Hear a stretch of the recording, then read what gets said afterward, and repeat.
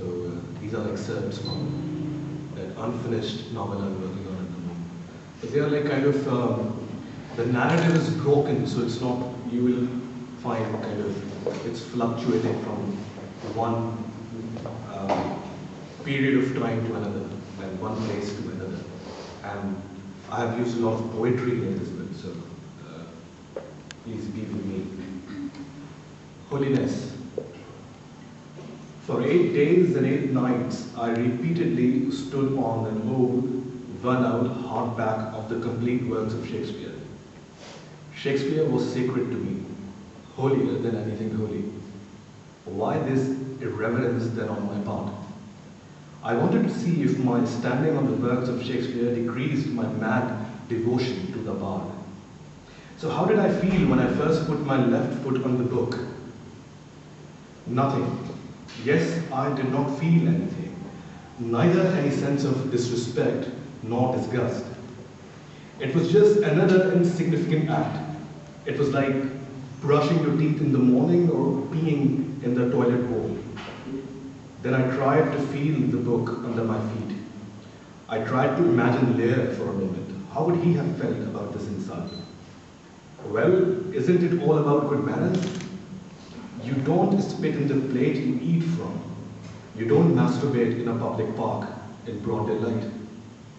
Lear would definitely have minded this act of insolence. More so the lovely women Shakespeare sculpted over the years. How would they have reacted?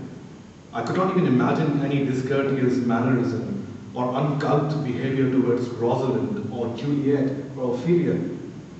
Only a demented prince of Denmark like Hamlet could have abused tender, nymph-like Ophelia. I felt as if I was pointing my feet towards the celestial face of Juliet. The more I imagined such things, the more I felt uneasy. I took up the book and kept it back in the bookshelf. For 8 days and 8 nights, I performed the same act again and again until I felt the same nothingness again. Shakespeare or Sartre or Genet, what is there in a book? Words, words, words. The physical nature of the book was not at all significant. Perhaps the words in it did. I was trying to liberate my mind from this sanctity of physical objects. The content mattered. Only the content did. But wasn't it similar to believing in the supernatural? If physical things were not important, then what was? Content, as if the content was not matter. Wasn't the content also a physical thing? Was the content immaterial, ethereal, supernatural? Shakespeare's words were not words of God.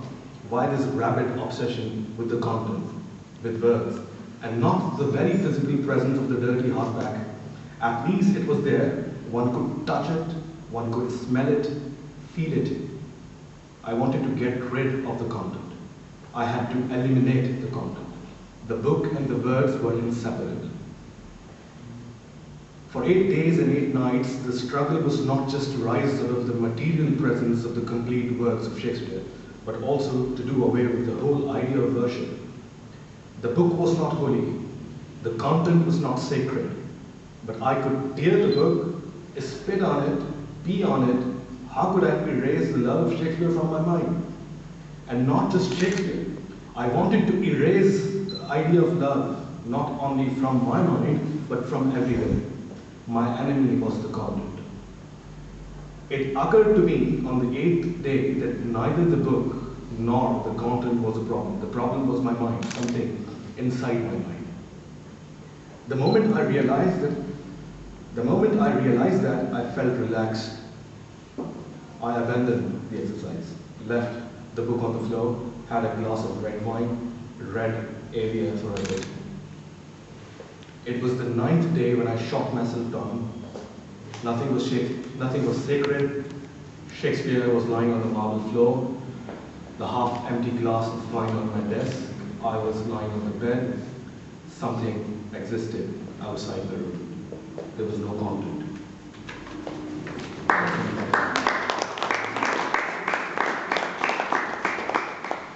Eternity.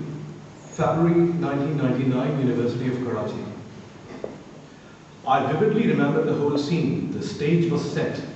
The lens of the camera was focused on me. I just had, it's all fictitious, so don't think it's me. Only it's written in the first person. And just like me, this person likes Shakespeare a lot. Disclaimers be marked.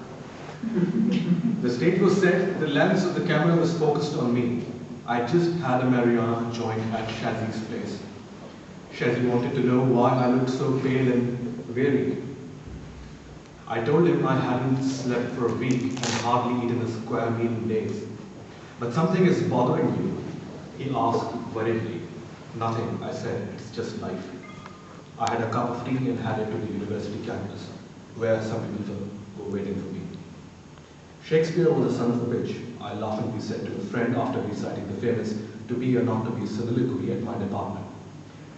I knew I did not perform well enough. I could hear some people booing me while I was on the stage. I did it in my own way, as if I were Hamlet. I was Hamlet. What do these subhumans know about Shakespeare? I said to myself. You speak like Shakespeare. I looked back and there was a girl standing behind me. She was wearing a blue scarf and was covered from head to toe, though her face was visible. Only her face. Perhaps she wanted only her face to be seen. It was the most beautiful face I had ever seen in my life. Shakespeare. Do you know Shakespeare? I asked her. Not much, but you speak like Shakespeare, she said shyly in her Americanized accent. No, you don't know him well enough, and you haven't heard him speak, I said in a curt manner and left the theatre.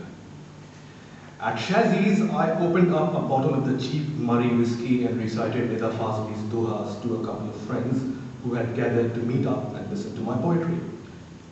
We want to listen to your poetry, sir, a friend consistently requested. Even after my third peg, I'm using this word peg, it's not there in the English language, but we use it, so, because the narrative is very localized, so I'm using it. Pardon me. Even after my third peg, I was reciting Nida. What a wonderful poet he is. How amazing is the way he has fused Hindi with the Persianized diction of Urdu ghazal. छोटा करके देखिए जीवन का विस्तार, आंखों भर आकाश है, बाहों भर संसार। छोटा करके देखिए जीवन का विस्तार, आंखों भर आकाश है, बाहों भर संसार।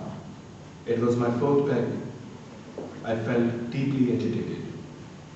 I should have asked her name, Shelley. Why didn't I? I should have. Curse on me.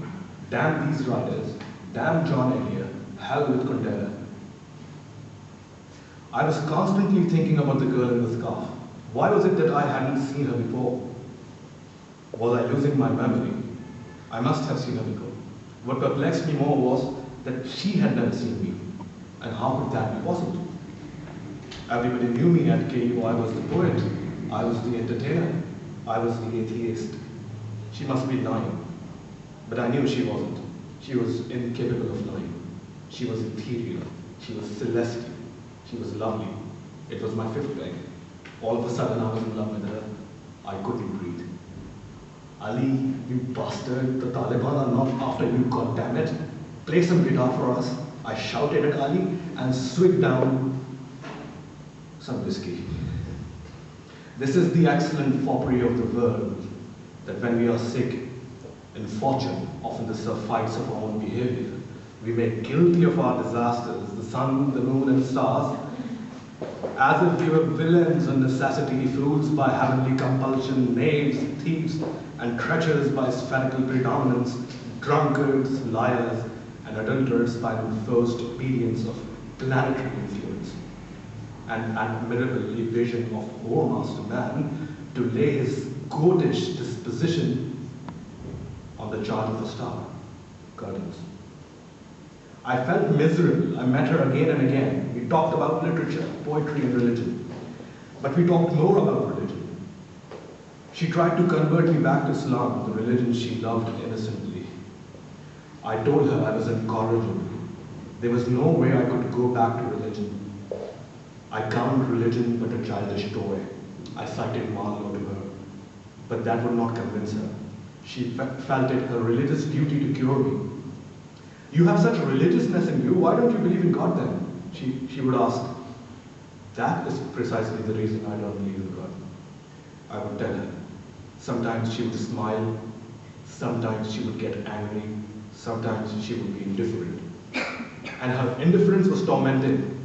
I used to wait for her for hours in the corridor of our department. I longed to hear her voice, yearned to catch a glimpse of her. I would read poetry and cry and read poetry. I lost weight. I spent most of my time at Shazi's. I recited poetry, preached atheism, and cursed religion. If your God is like you, I believe in him, I remember telling her once. Break in the narrative. Two characters in Greek mythology inspire me the most, Prometheus and Sisyphus. The two rebel gods have to go through a lot of pain, a lot of hardship, because what they stand for. As a communist, I always admired them, and so did Marx. I don't know if Marx likes Sisyphus, but as an avid reader of Greek